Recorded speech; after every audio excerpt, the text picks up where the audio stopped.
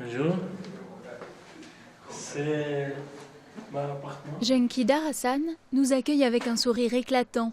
Ce Syrien kurde a retrouvé un toit depuis 2 mois et demi, au terme d'un très long voyage.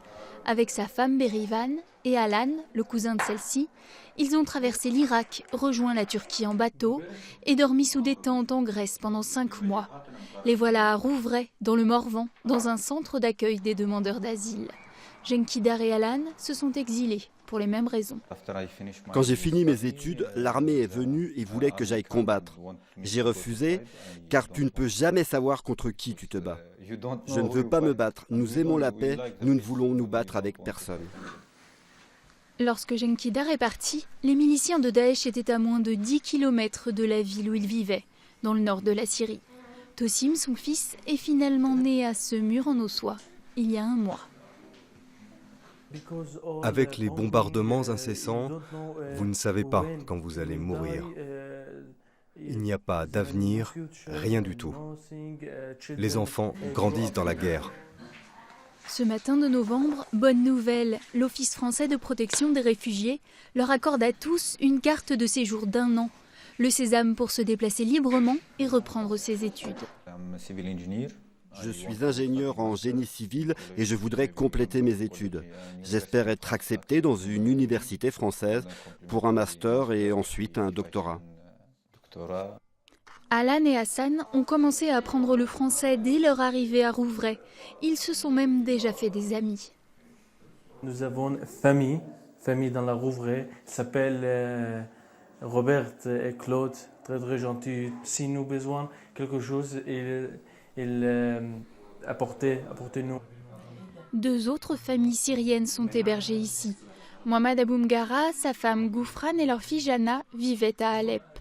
Ils ont fui après que le frère de Goufran a été enrôlé de force dans l'armée. Notre vie était vraiment bonne à Alep. J'étais coiffeur, j'avais mon magasin.